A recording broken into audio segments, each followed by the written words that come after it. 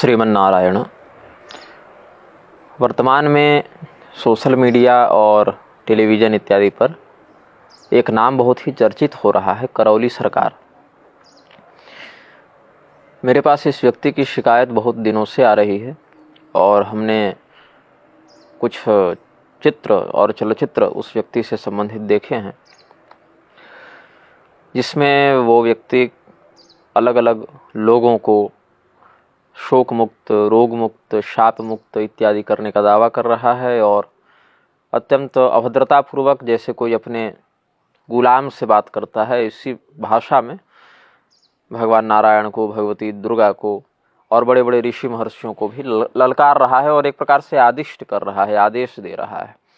और साथ ही यह भी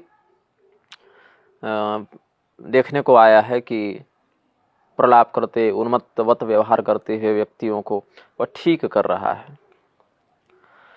सर्वप्रथम मैं स्पष्ट कर दूं कि इन शक्तियों के पीछे प्रणाली क्या है। आजकल बागेश्वर धाम भी बहुत चर्चा में है, पंडोखर सरकार भी किसी समय चर्चा में थे, अब तो उतने नहीं रहे लेकिन पहले थे। तो क्षुद्र शक्तियां जो होती हैं, ब्रह्म राक्षस स्तर की, वीर स्तर की, चेटक इत्यादि की जो सिद्धियां होती हैं, शक्तियां होती हैं, वो सामान्यतया ऐसे प्रयोगों में काम आती हैं। इसमें क्या होता है, व्यक्ति की मानसिकता के साथ बहुत ही व्यापक खिलवाड़ किया जाता है।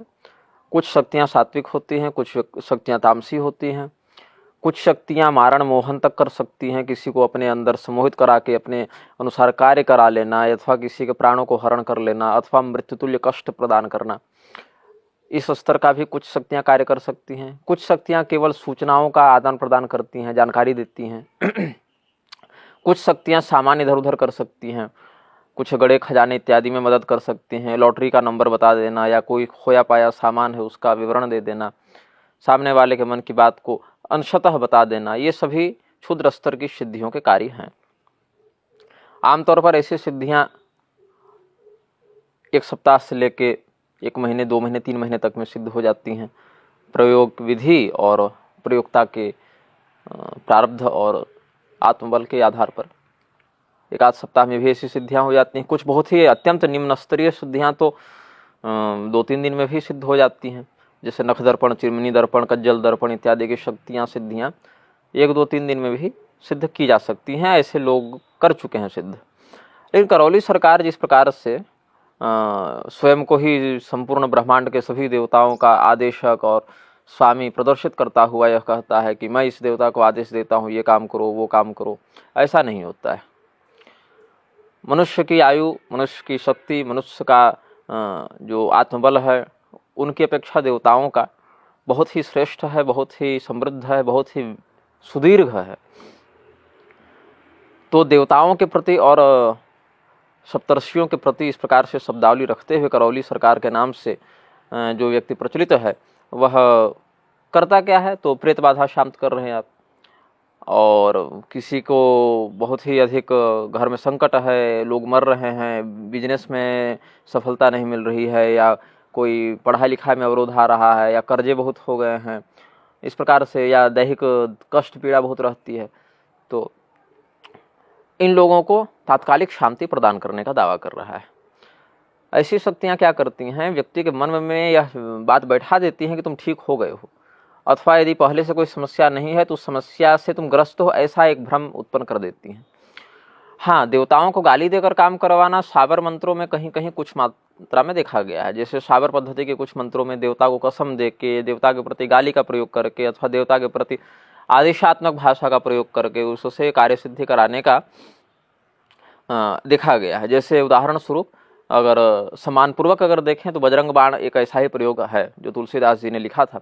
उठू उठू चलू तो ही राम दोहाई, चाहे हनुमान साठिका में अच्छा तो तुम्हारा मोर यह हाला, अथवा जो गुरु गोरक्षनाथ जी की दुहाई, फुरो मंत्री सुरो वाचा इत्यादि जो प्रयोग करते हैं साबर मंत्रों के अंत में, तो ये तो कार्य करते हैं, इसमें संदेह नहीं है। लेकिन इसमें भी 3 स्तर के होते हैं। एक तो शपथ देना, किंतु उसमें एक सात्विक भाव रहना, एक राजसी भाव जिसमें आदेश देना, और एक तामसी भाव जिसमें माँ बहन की गालियाँ भी सम्मिलित हो जाती हैं मंत्रों में। तो ऐसे मंत्रों का प्रयोग उतना श्रेयस्कर नहीं माना जाता, कल्याणकारी नहीं माना जाता।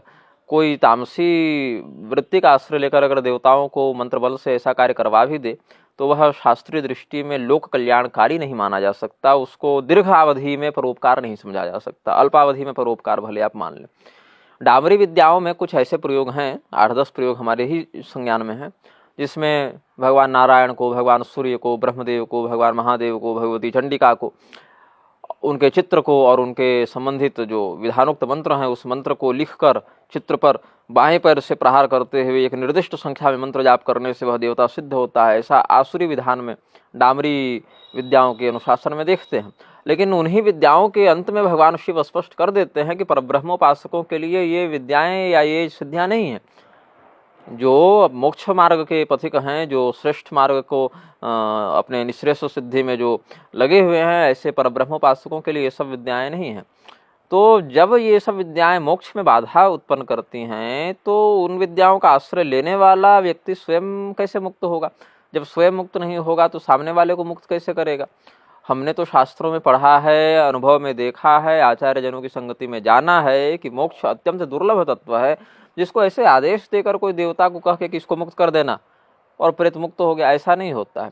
हाँ, नाम बल से, तीर्थ बल से, व्रत बल से, श्रीमद् भागवत, श्रीमद् भगवद गीता इत्यादि के आश्रय से, द्वादशाक्षर, अष्टाक्षर, पंचाक्षर, षडाक्षर इत्यादि, नवारण इत्यादि के प्रभाव से अधोगति को प्राप्त जीव सदगति को प्राप्त हुआ है, ऐसा तो हमने अपने जीवन में ही देखा है। शास्त्रीय प्रमाण तो हैं ही, अपने जीवन के अनुभवों में भी हमने यह देखा है।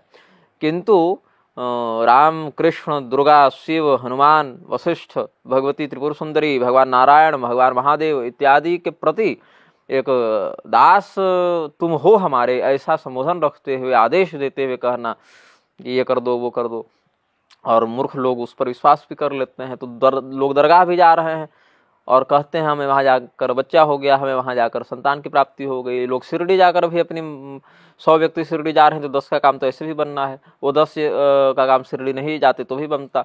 अजमेर शरीफ जाकर भी लोगों का काम बन ही जा रहा है लोगों के बताए के अनुसार। और जो मिशनरियाँ चर्च इत्यादि का वो कर रही हैं एक ड्रामा, वो 10 लोग अगर 100 उसमें कहें तो 10 लोगों को वहाँ से भी लाभ दिख ही जाता है। तो अंधे के हाथ बटेर लग जाने को निशानेबाजी तो नहीं कहते ना। तो ये जो करौली के नाम से भी प्रचलित व्यक्ति चल रहा है, प्रथम दृष्टिया तो ऐसा प्रतीत होता है कि इसने किसी श्रेष्ठ देवता की आराधना की नहीं है, जो इसके व्यक्तित्व से स्पष्ट है। क्षुद्र शक्तियों की अगर इसने आराधना भी की होगी तो वो क्षुद्र शक्तियां बहुत बड़े कार्य को नहीं कर सकती, या फिर तो छोटे मोटे कार्यों में। अब किसी का माथा दर्द बहुत ज़्यादा दे रहा है तो कोई प्रेत उसके माथा दर्द को बढ़ा भी सकता है, घटा भी सकता है आवेश से।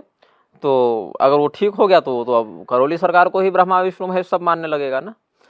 तो अंधविश्वासों से लोगों को बचना चाहिए। जिन विद्याओं का शास्त्रीय स्रोत प्राप्त नहीं होता हो, शास्त्रीय अगर उल्लिखित न भी हो तो कम से कम मान्य साधक परंपरा से प्राप्त न होता हो, तो ऐसे किसी दरबार में, एक दरबार तो निर्मल बाबा भी लगाता था, वो तो 10 रुपये के नोट में और लाल चटनी हरी चटनी में लोगों का प्रारब्ध बदल रहा था। तो ऐसे प्रारब्ध नहीं बदला जाता। ऐसे जो सुख हैं अथवा दुख हैं, प्रकृति सुख और दुख को बहुत अलग अलग नहीं देखती, वो मात्र कर्म प्रारब्ध को दिया जा रहा है इतना ही देखती है। शुभाशुभ कर्म का सुख फल प्राप्त होता है, प्रकृति की दृष्टि में मात्र इतना ही है। आपके लिए वो सुख और दुख होगा, प्रकृति के लिए कर्म और कर्म का भोग इतना ही मान्य रखता है। अब बागेश्वर धाम जैसे हैं, पर्चा सिद्धि है उनके पास वीर स्तर के हनुमान जी की। लोग कह रहे थे क्या उनके पास कर्ण पिशाचिनी है, तो कर्ण पिशाचिनी तो नहीं है। कर्ण पिशाचिनी भी एक देवी होती है, वो प्रजाति है देवियों की। जैसे यक्षिणी एक प्रजाति है, उसमें विभ्रमा है, वट यक्षिणी है, विद्या यक्षिणी है, तुलसी यक्षिणी है, और बहुत सारी हैं। सुंदरी श्रेणियों में सुर सुंदरी, कुल सुंदरी, मदन सुंदरी इत्यादि बहुत, सुर सुंदरी इत्यादि बहुत हैं। नायिका में एक किन्नरी श्रेणी की नायिका होती है, उसमें सुमुखी किन्नरी है, सुरतप्रिया किन्नरी है, ऐसे हैं।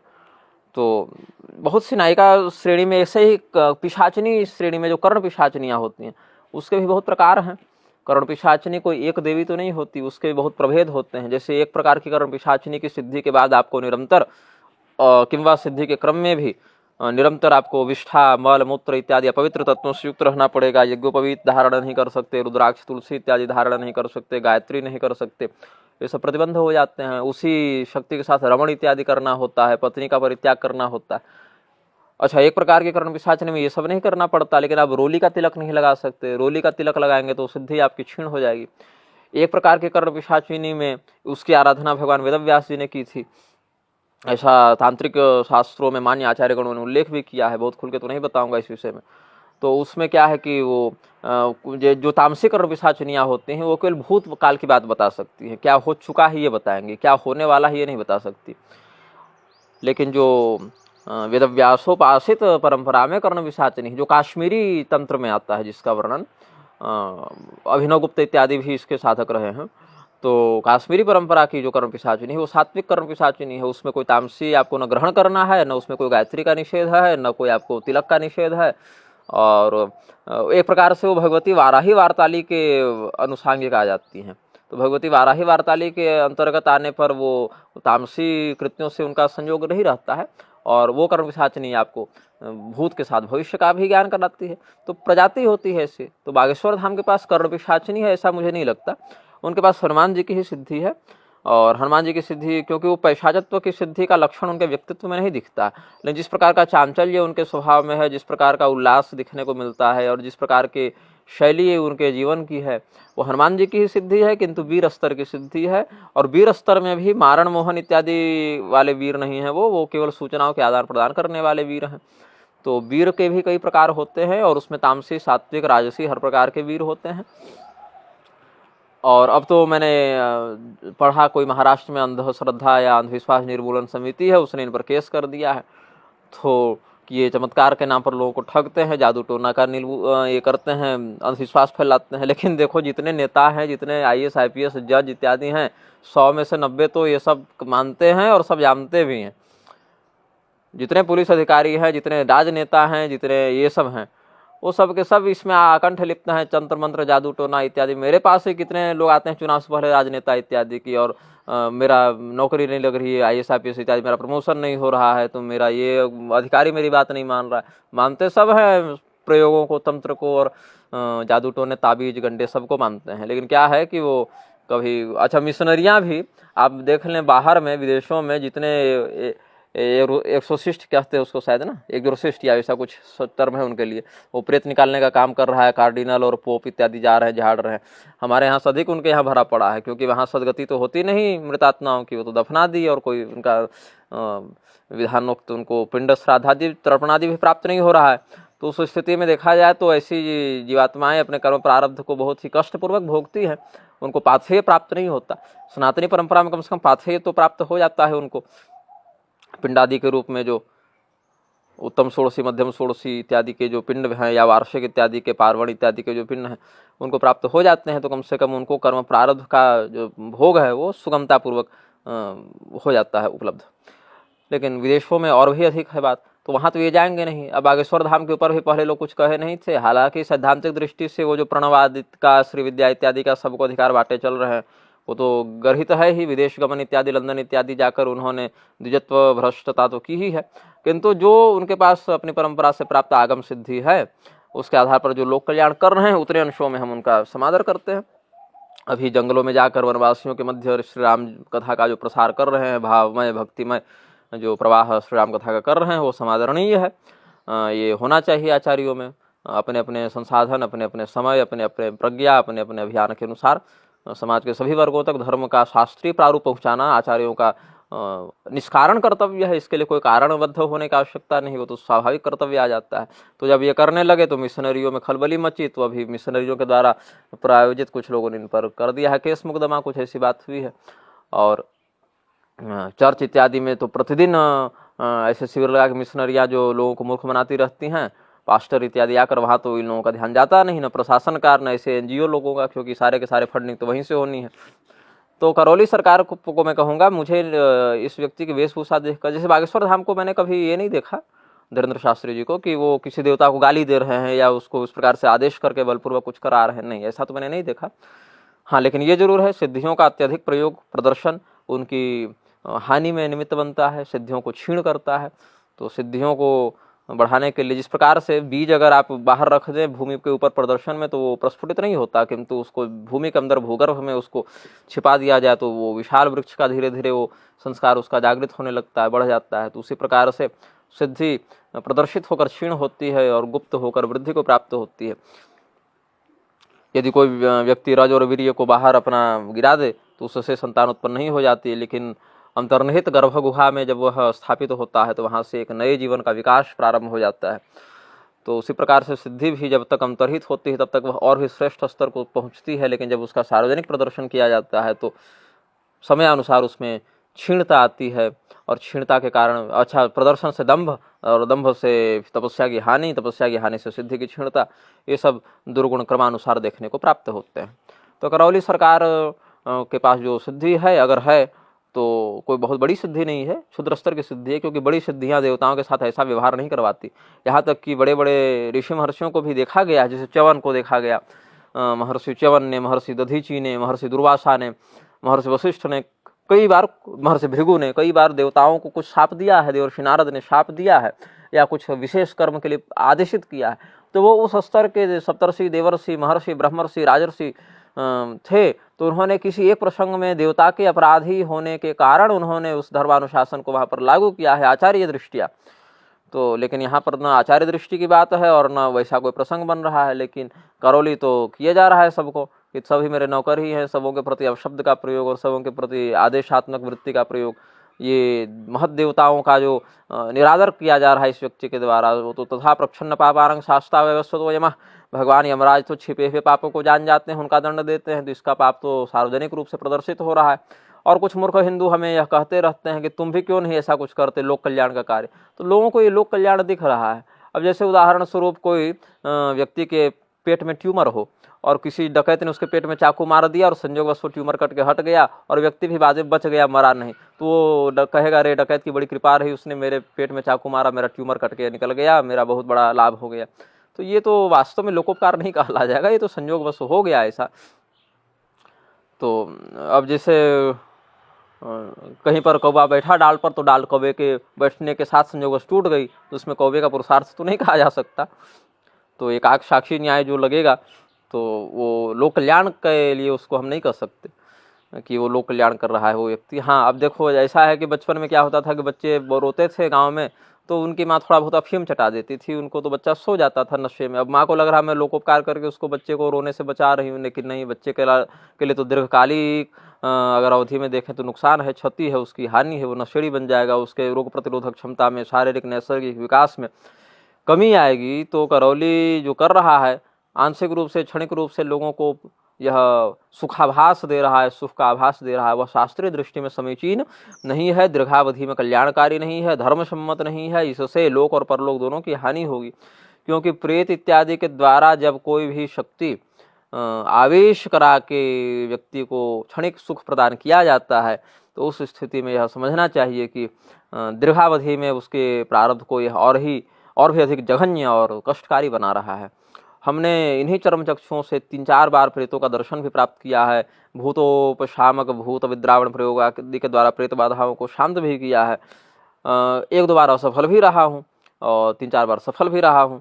तो परिणाम पर तो व्यक्ति का नहीं होता है नियंत्रण, जो शास्त्रीय विधि उसके आधार पर क्रिया कर सकता है, वह कृत्य कर सकता है। और जब मैं सफल नहीं हुआ तो अपने से श्रेष्ठ स्तर के साधकों से संपर्क करके, सहयोग प्राप्त करके उस जीवात्मा के लिए कुछ उपक्रम शास्त्रीय दृष्टि से किया गया था, वो लाभ किया फिर। तो कहने का भाव यह है कि हम जो भी करें वह शास्त्रीय दृष्टि से परीक्षित, प्रमाणित और लोकोपकारी हो, तभी वह मान्य होगा।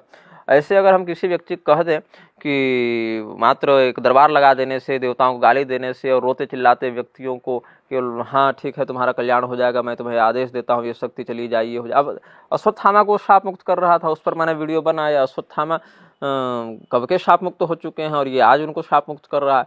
तो ऐसे कल की अवतार बहुत घूमते रहते हैं, ऐसे अश्वत्थामा के शाप मुक्त बहुत सारे घूमते रहते हैं।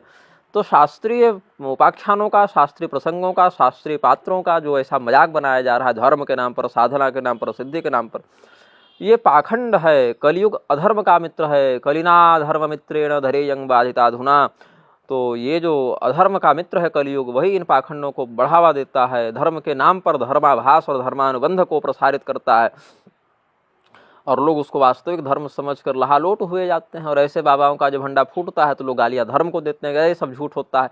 ऐसा नहीं है। वास्तविक साधक, वास्तविक सिद्धि संपन्न व्यक्तियों की संगति में जो नहीं रहता, वो केवल प्रदर्शनबाजी के चक्कर में बाहर से देखकर जो लोगों को लगता है, अच्छा, उतना तो जादूगर भी दिखा रहा है तमाशा ना। एक सुहानी शाह करके आती है यूट्यूब पर, उसका मैंने संदीप माहेश्वरी के साथ देखा था साक्षात्कार। तो बाकी बातों पर तो मैं नहीं कहूँगा, लेकिन एक बड़ी सुंदर बात मुझे वहाँ पर अच्छी लगी कि उसने धर्म का नाम नहीं लिया। वो उसको एक, वो संदीप माहेश्वरी ने कहा था ना कि तुम चाहती तो भक्तजनों उस वाली वृत्ति में भी जा सकती थी, और वास्तव में वो जाती तो बहुत अंधविश्वासी उसके पीछे भागते। लेकिन उसने कहा कि ये दिस इज एन आर्ट, ये बस एक कला है और इसका धर्म से कोई संबंध नहीं है, इसका आस्था से कोई संबंध नहीं है। तो कला को कला के तौर पर प्रदर्शित करना उसका एक उसकी सत्यनिष्ठा बनेगी। और हम समझते हैं कि वो धर्म के क्षेत्र में अगर धर्म का चोला पहन के आ जाती, लाल पीला चुनरी लगा के, लाल पीली चुनरी लगा के, तो ज़्यादा पैसा, ज़्यादा प्रसिद्धि, ज़्यादा सम्मान पाती, लेकिन उसका परलोक बिगड़ता और लोगों का भी बिगाड़ती। तो इससे अच्छा है कि जो जादूगर हैं या जो मनोवैज्ञानिक रूप से अपनी कला का प्रदर्शन करते हैं, ऐसे लोग उस क्षेत्र में जाएं जो वास्तव में परंपरागत सिद्धि से युक्त है, वो सिद्धि के माध्यम से लोग का कल्याण करें।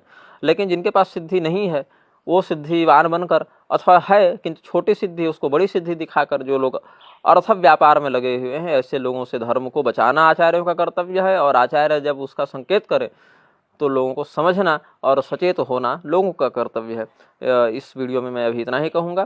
तो लोग विवेक का प्रयोग करें, धर्म का जो मार्ग है और धर्म की जो परिभाषा, उसके जो लक्षण है अत्यंत सूक्ष्म है, अत्यंत गहन है, अत्यंत कठिनाई से समझे जा सकते हैं। इनका ऐसे कोई टीवी पर, यूट्यूब पर आकर प्रदर्शन करते रहे, देवताओं को गाली देता रहे, तो वह शास्त्रीय नहीं हो जाता, धर्मसम्मत नहीं हो जाता। क्योंकि चमत्कार इतने तो असुर भी दिखाते थे। अभी अगर कोई व्यक्ति आकाश में खड़ा हो जाए, अपने 10-20 रूप बना ले, उड़ने लगे आकाश में निराधार, तो लोग उसको भगवान ही घोषित कर देंगे। इतने चमत्कार तो असुर भी दिखाई देते थे। इतने चमत्कार तो आसुरी संपदा वाले व्यक्तियों के पास भी होते हैं। रावण, कुंभकर्ण, मय दानव तो इतना बड़ा आचार्य है माया विद्या का, शंबरासुर, मय, नमुची, पाक्ष, बल इत्यादि राक्षस अत्यंत देवोत्तर माया में निपुण थे। उनकी माया से तो देवता मोहित हो जाते थे। तो वैसी माया का कोई प्रदर्शन कर दे, इंद्रजालिक माया का, तो उस स्थिति में तो लोग उसको भगवान बना देंगे। लेकिन सिद्धि होना, चमत्कार होना, अथवा उनका प्रायोजक बनकर उनको प्रदर्शित करना धर्म नहीं हो जाता, कल्याण नहीं हो जाता। श्रीमन नारायण।